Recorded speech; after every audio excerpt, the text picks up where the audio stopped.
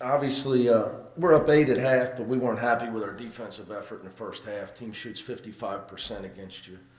Uh, we're never going to be happy with that. And the other number within that number was they have one really good three-point shooter, and we let him go 3 for 3. He hit 6 the other night. So they scored 90 the other night. They were confident. They hit a lot of late clock, hard shots in the first half. But that puts pressure on your defense, and you got to step it up and play harder. So, when that happened, I thought our attitude should have been let's play harder. Instead, I thought it was a little bit of, what's going on? Why are they playing well? I don't think the guys didn't expect them to put the ball in the basket the way they did.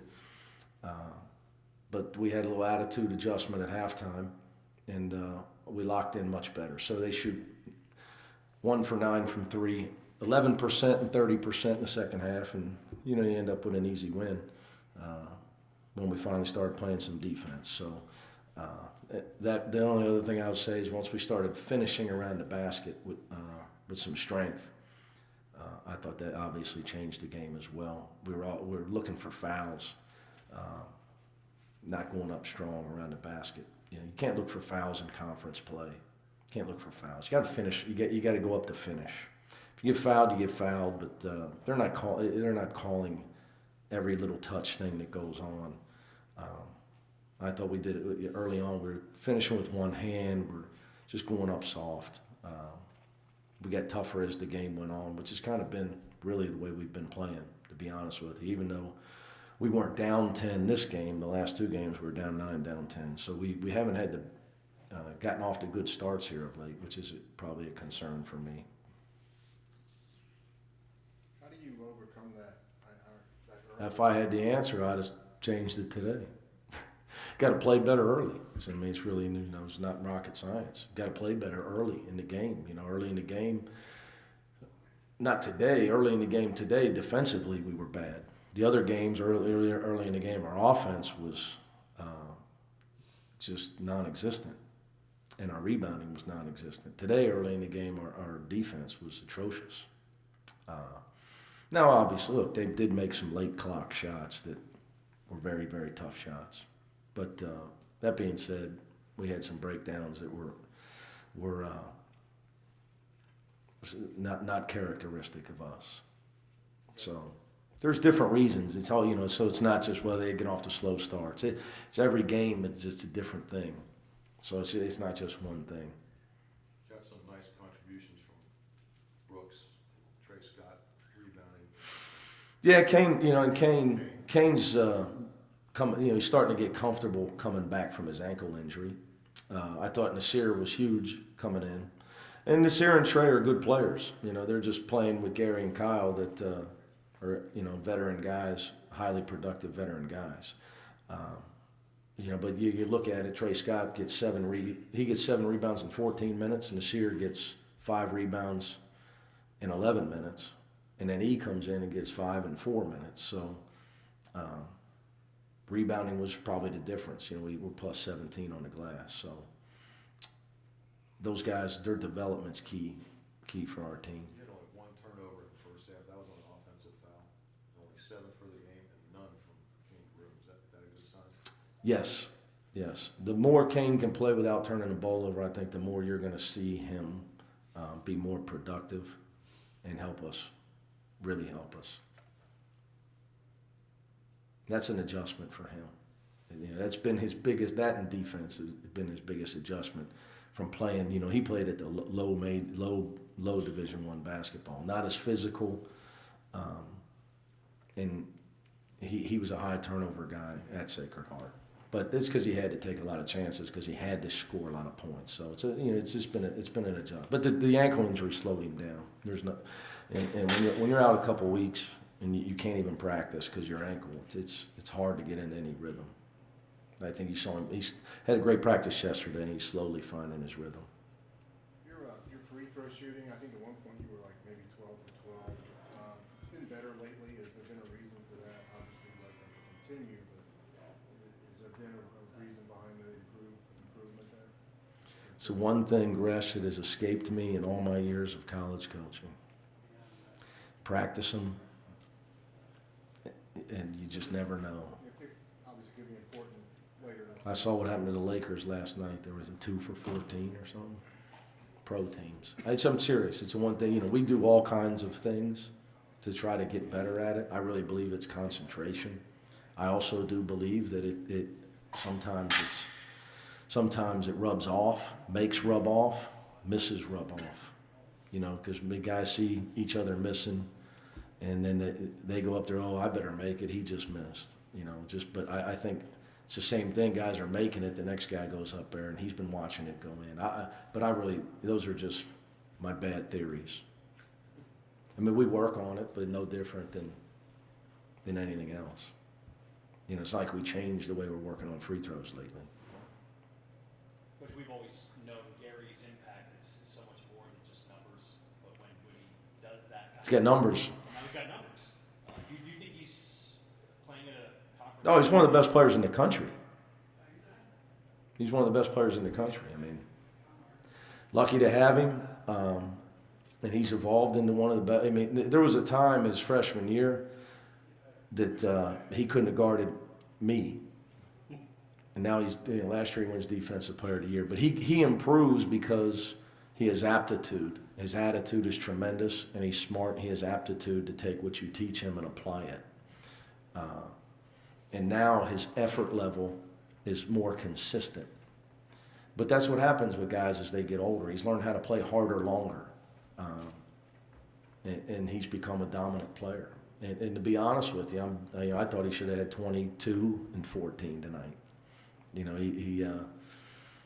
I think he'd like to have a lot of those short shots back that he missed. But he's a dominant player.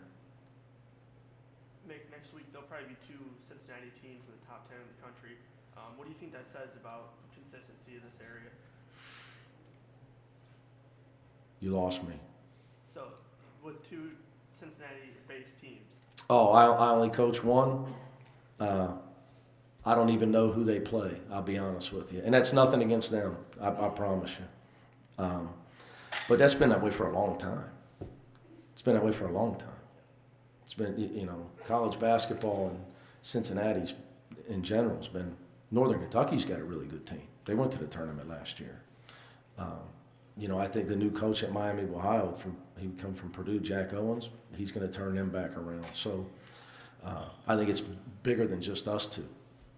I think, the 2 you're referring to. I think the mid-majors, like Northern's, with this arena, their location to the airport, college basketball is great in our area. How do you think the 2 teams based in Cincinnati? There's more than 2 teams based in Cincinnati. I think I just said that. How do you think they're able to flourish being so close together? All of us, that happens everywhere. Philly's got the Big 5, and that doesn't even count Penn, does it? St. Joe's, LaSalle, Villanova, you're making me count now. Yeah. I don't think it's anything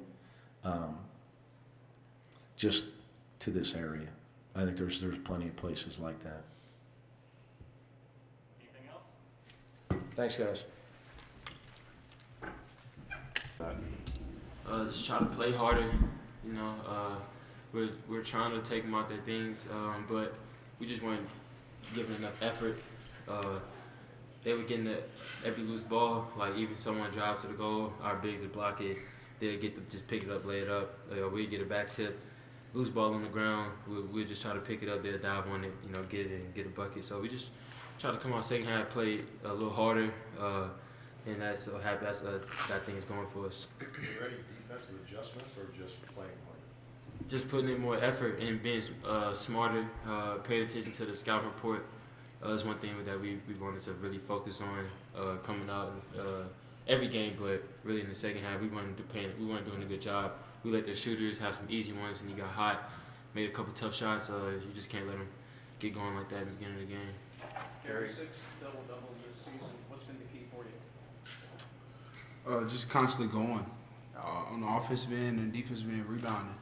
A lot of them are putbacks and, easy ones right at the rim. Guys are finding me for lobs and dump off. So just constantly going, giving effort to get position and dominate when I'm like got position. Is this a game that shows what having a better offense can do for you? Because if you struggled offensively, you could have been down, quite a bit early and had to come back, but you were able to go punch for punch with them so you can pull away. Yeah, definitely. Think back to my past years here. It'd be like a rock fight down to the last minute. If we wasn't better, we were getting the ball in the basket, and it just, like you said, it just goes to show we're reading and executing offensively to get better shots and get guys open. Gary, you and Kyle and then Jacob kind of took over the game. And do you guys just think that's what you're supposed to do because you're the veterans on the team? And do you consciously say we got to get this going now? It's the first 5 minutes, first half and second half. And typically, young guys sometimes don't understand exactly how important it is. For us older guys, we know, they're not double teaming, they're leaving Jake open and just get every rebound, take open shots and be aggressive and just read the defense. Gary, you guys have had some, I don't know, call them slow starts, whatever. You've fallen behind several teams here lately, come back to win. Is that a concern at all going forward? You maybe like to start a little faster sometimes, or maybe comment on that a little bit? Yeah, I think it's two ends of it. I think it's,